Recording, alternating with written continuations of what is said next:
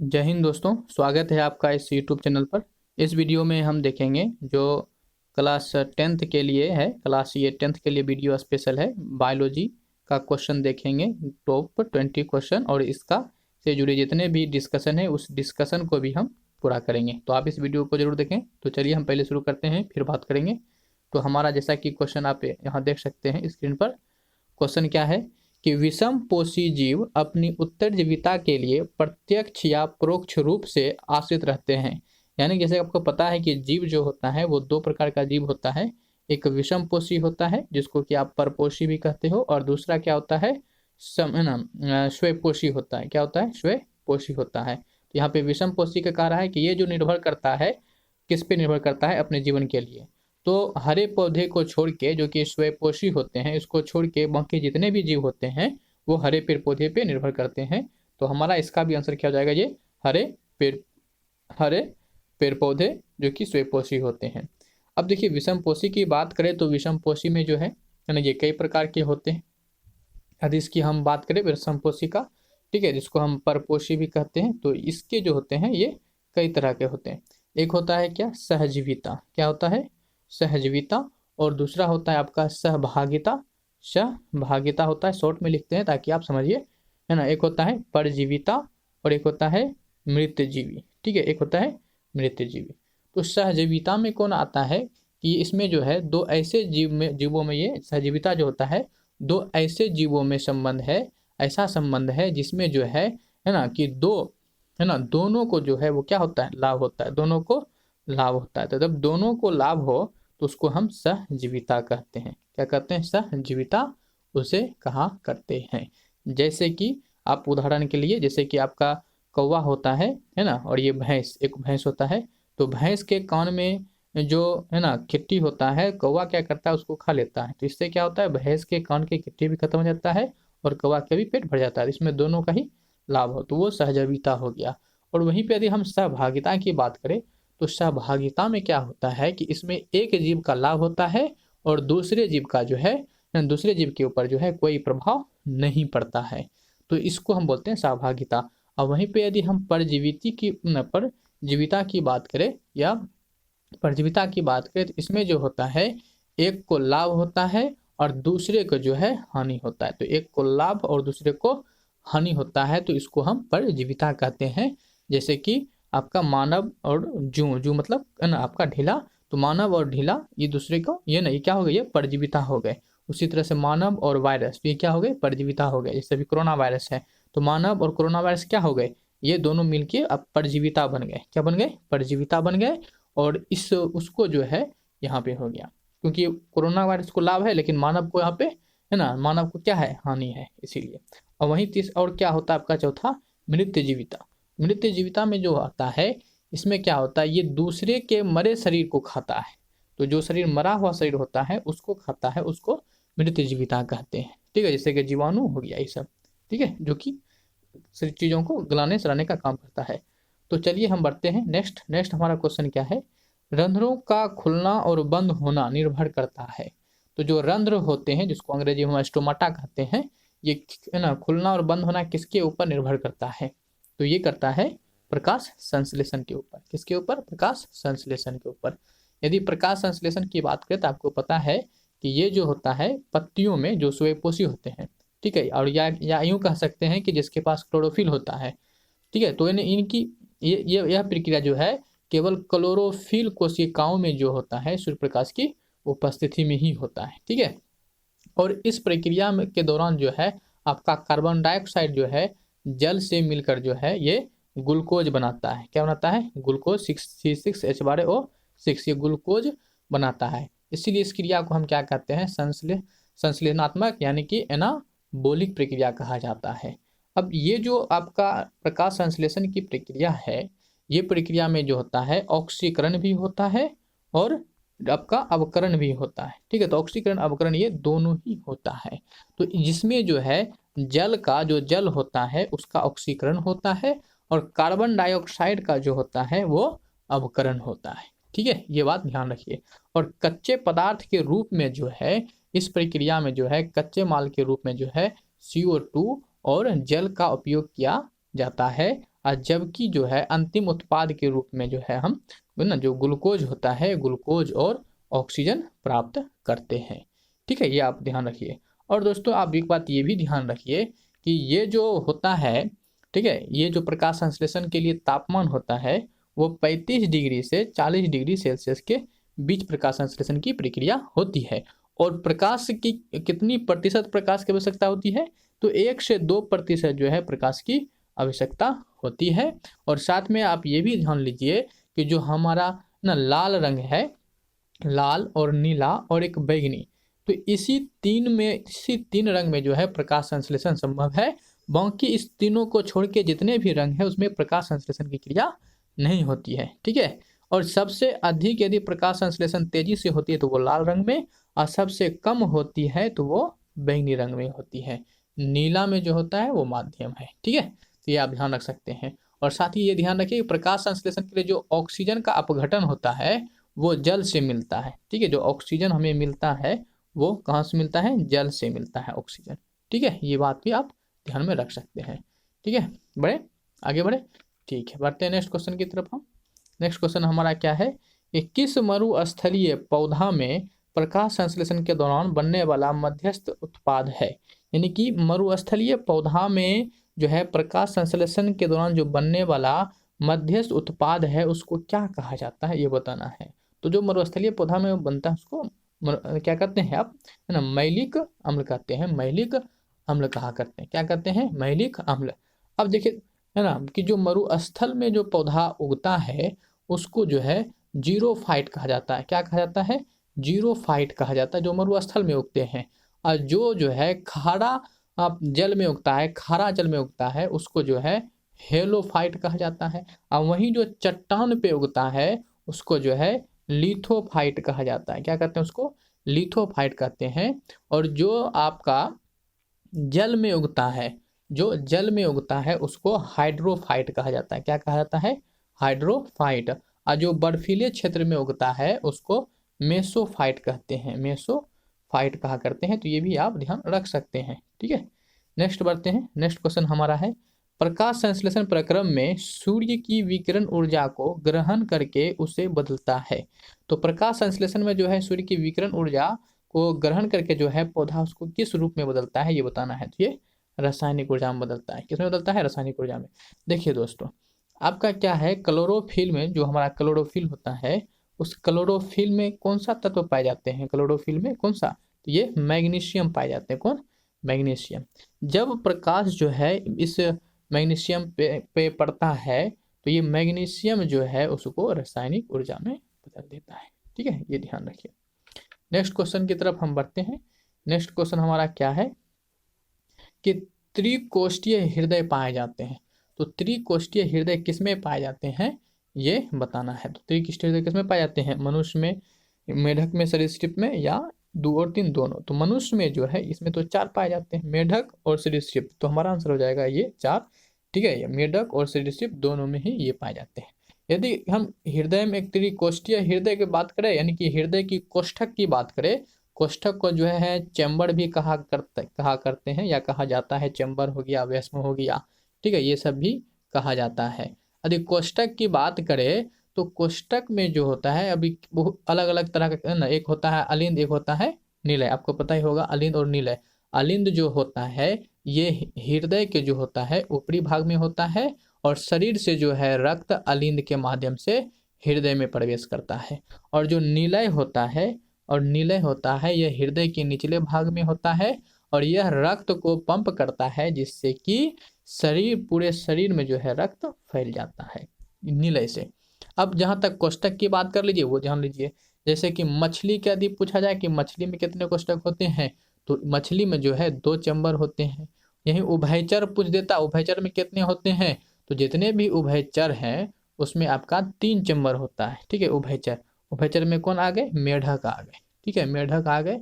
और आपका जो सरीसृप बोले, सरीसृप, तो सरीसृप में भी कितने आते हैं, वो 3 होते हैं सरीसृप में। यानी कि जो कि सांप हो गया, छिपकली हो गया, यानी रेंगने वाला जो रेंगता है जमीन पर या कहीं भी रेंगता है, तो वो हो गया आपका सरीसृप आता है। सांप हो गया, छिपकली हो गया, इसमें जो होता है 3 चैम्बर पाए जाते हैं।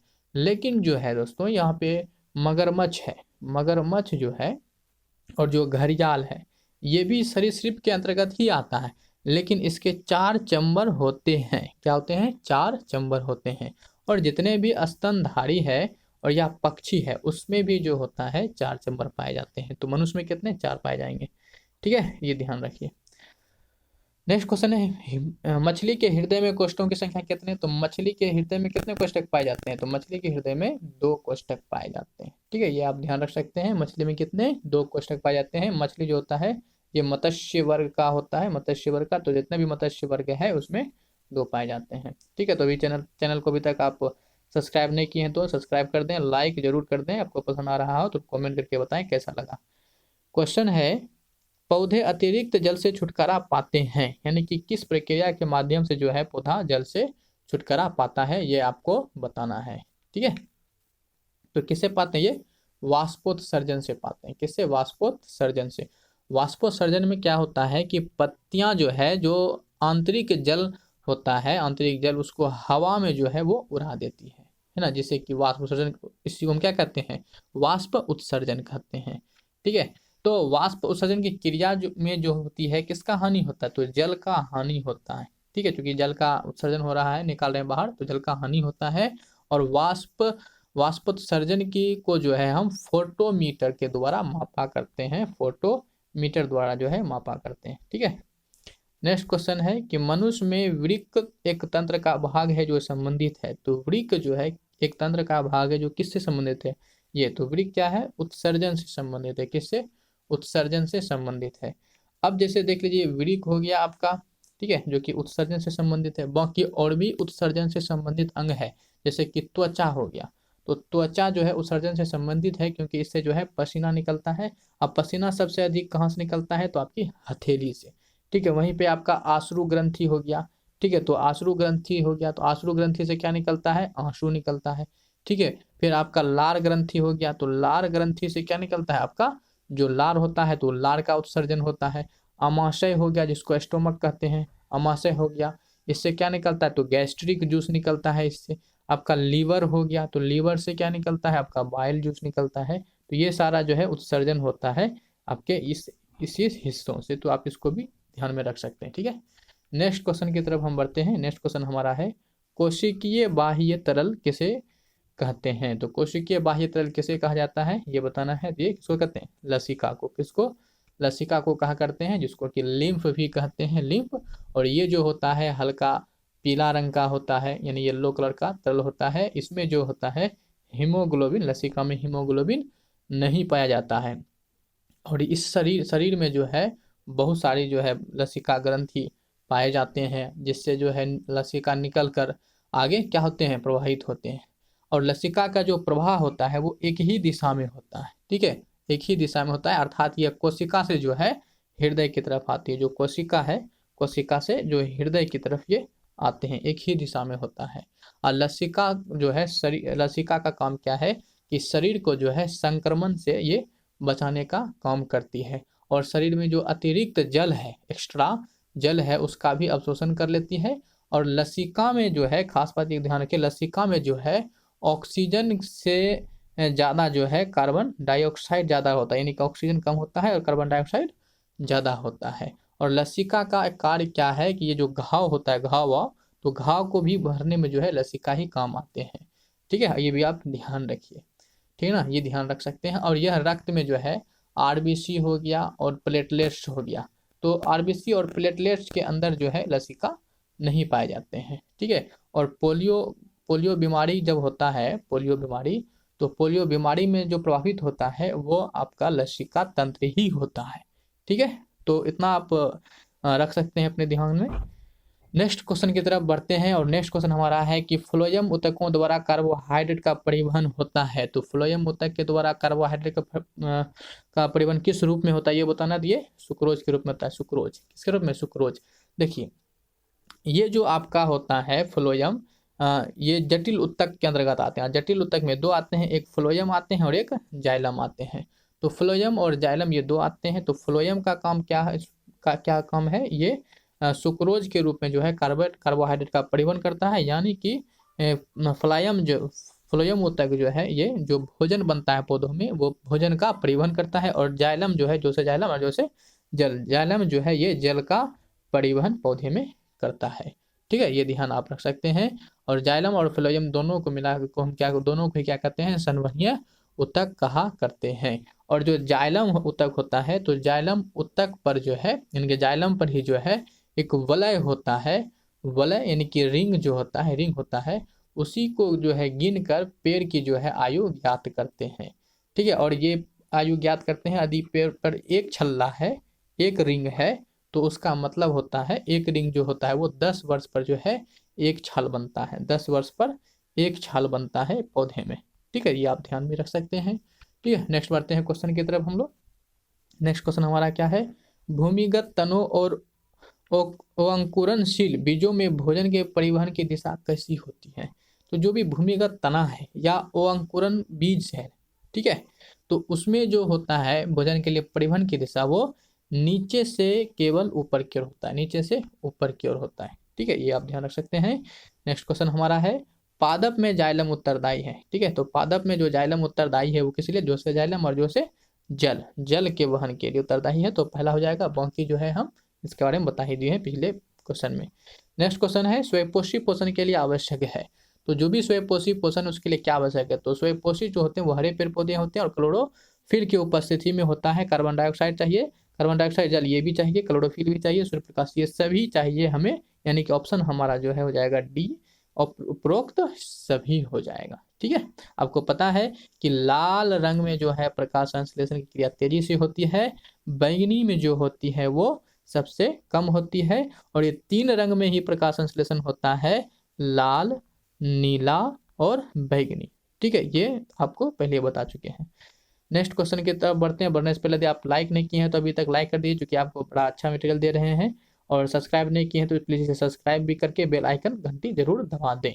ठीक है, नेक्स्ट क्वेश्चन है कि पाइरूवेट के विखंडन से यह कार्बन डाइऑक्साइड, जल और ऊर्जा देता है, तो यह क्रिया कहाँ होती है। अब देखिए, पाइरूवेट का विखंडन हो रहा है, क्या सब मिल रहा है, कार्बन डाइऑक्साइड, जल और ऊर्जा। जब ये सारे चीज मिल ही रहे हैं तो ये क्रिया यानी कि संपूर्ण क्रिया हो रही है, यानी कि वायवीय शोषण हो रही है। तो वायवीय शोषण ही होती है, वायवीय शोषण कहाँ होती है, माइटोकॉन्ड्रिया में। तो माइटोकॉन्ड्रिया हमारा हो जाएगा, क्या हो जाएगा, माइटोकॉन्ड्रिया हो जाएगा। ठीक है, बढ़ते हैं नेक्स्ट क्वेश्चन की तरफ। यदि यहाँ पे जो है, यदि है ना, क्या होता है कि एथेनोइक अम्ल बन रहा होता तब कोशिका द्रव हो जाता, नहीं कोशिका द्रव तब आपका क्या होता, वो मांसपेशियों में होती शोषण, अवायवीय शोषण हो जाता। ठीक है, तो शोषण पता है 2 प्रकार का होता है।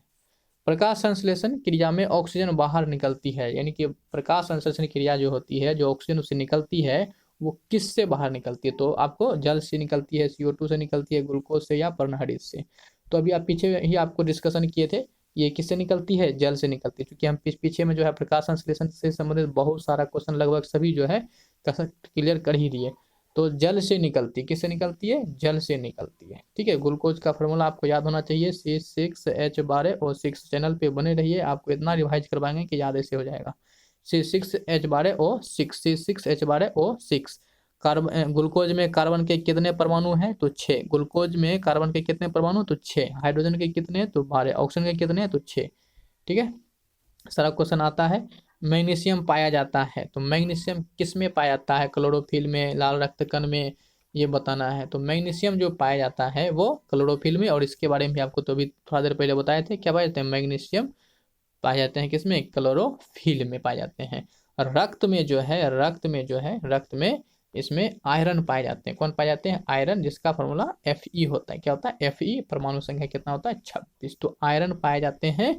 फोलिक एसिड, इसी पे फोलिक एसिड पाए जाते हैं, आयरन पाए जाते हैं रक्त में। ठीक है, ये ध्यान रखिए। ग्लूकोज के एक अणु के संपूर्ण ऑक्सीकरण से बनने वाले ATP अणुओं की संख्या क्या है। तो यहाँ पे क्या बोले, ग्लूकोज के एक अणु के संपूर्ण ऑक्सीकरण, यहाँ पे पूरी तरह से ऑक्सीकरण हो रहा है, उसके बाद बनने वाले अणुओं की संख्या कितनी है। तो इसमें जो होता है आपका, पहले तो जो ग्लाइकोलिसिस प्रक्रिया होता है, तो ग्लाइकोलिसिस प्रक्रिया के दौरान जो है 2 ATP आपका बन के तैयार रहता है, और उसके बाद जो क्रेब्स चक्र होता है उसमें जो है आपका 36 ATP बनता है। ठीक है, क्रेब्स चक्र में। ठीक है, तो ये क्रेब्स चक्र में जो है आपका बनता है 36 ATP, और जो ग्लाइकोलिसिस में होता है उसमें 2 ATP, दोनों को मिला दीजिए तो कितना हो जाएगा आपका 38 ATP हो जाएगा। क्या हो जाएगा 38 ATP हो जाएगा आपका आंसर। ठीक है, कितना 38 ATP। ठीक है, नेक्स्ट क्वेश्चन है कि वाक्य यंत्र कहाँ पाए जाते हैं। तो वाक्य यंत्र जो होता है ये आपका जो लेरिंग्स होता है उसके आगे के भाग को हम बोलते हैं है ना वाक्य यंत्र, जिसको इंग्लिश में ट्रेकिया कहा जाता है। इसे ही हम जो है वायु नाल के नाम से यानी कि वाइंड पाइप के नाम से जानते हैं, इसको कहा जाता है। और ट्रेकिया के चारों ओर जो होता है, जैसे कि ये हो गया, ठीक है, ये तो ये हो गया ट्रेकिया, तो इसके चारों ओर जो है कार्टिलेज का जो है एक परत पाया जाता है। ठीक है, जो कि इसको सिकुड़ने से जो है ना ट्रेकिया को सिकुड़ने से जो है रोकता है। ठीक है, और यही जो है आपका ट्रेकिया आगे विभक्त तो हो जाता है, जिसको कि हम ब्रोंकाई कहते हैं। ये ब्रोंकाई हो गया है ना, 2 भागों में विभक्त होकर ब्रोंकाई बनाता है। ठीक है ना, ये बात समझ रहे हैं आप। और ये जो कार्टिलेज होता है ये सुरक्षा प्रदान तो करता ही है, तो इसी कार्टिलेज को ही कहते हैं हाइलिन कार्टिलेज। क्या कहते हैं, हाइलिन कार्टिलेज इसको कहा जाता है। ठीक है, ये ध्यान रखना है। नेक्स्ट क्वेश्चन की तरफ हम लोग चलिए बढ़ते हैं, और नेक्स्ट क्वेश्चन हमारा है रक्त का थक्का बनाने में सहायक है। तो कौन जो है रक्त का थक्का बनाने में सहायक है ये बताना है। तो इसमें क्या हो जाएगा हमारा पट्टी कानू। क्या हो जाएगा पट्टी कानू हो जाएगा, जो कि रक्त का थक्का बनाने का काम करता है। पट्टी कानू को ही जो है क्या क्या कहते हैं, तो पट्टी कानू को ही जो है बिम्बाणु कहा करते हैं। पट्टी कानू को ही जो है आप क्या कहते हैं, प्लेटलेट्स कहते हैं। क्या कहते हैं, प्लेटलेट्स कहते हैं। इसी को जो है आप थ्रोम्बोसाइट कहते हैं। क्या कहते हैं, थ्रोम्बोसाइट। तो ये सारे नाम इसी का है। ठीक है, बिम्बाणु, प्लेटलेट, थ्रोम्बोसाइट किसका, पट्टिकाणु का, जो कि रक्त कण है। और ये रक्त रुधिर का जो है आपका थक्का बनाने में सहायक होता है। थक्का बनाने में जो है और भी कई सारे चीज़, जैसे आपको पूछते कि कौन सा विटामिन जो है थक्का बनाने में सहायक होता है, तो विटामिन के हो जाएगा। यदि आपसे पूछ दे कि कौन सा रुधिर कण, तो उसमें तो आपका यही हो ही जाएगा। लेकिन आपसे पूछ दे कौन सा तत्व, तो वो कैल्शियम। कौन सा तत्व, तो कैल्शियम रक्त को थक्का बनाने में सहायक होता है। और कैल्शियम क्या है, धातु है। तो धातु भी पूछ दे कौन सा धातु सहायक है, तो ये हमारा कैल्शियम हो जाएगा, ध्यान रखिएगा। लेकिन पूछते कौन सा प्रोटीन जो है रक्त का थक्का बनाने में सहायक होता है, तो ध्यान रखेंगे फाइब्रिनोजन और प्रोथ्रोम्बिन, ये 2 चीज है जो कि आपका रक्त का थक्का बनाने में सहायक होता है। ठीक है, बढ़ते हैं नेक्स्ट क्वेश्चन की तरफ हम। नेक्स्ट क्वेश्चन है कि जीवित कोशिकाओं से बने पादप उत्तक है, यानी कि जो जीवित कोशिकाओं से बना पादप उत्तक है वो कौन है ये बताना है।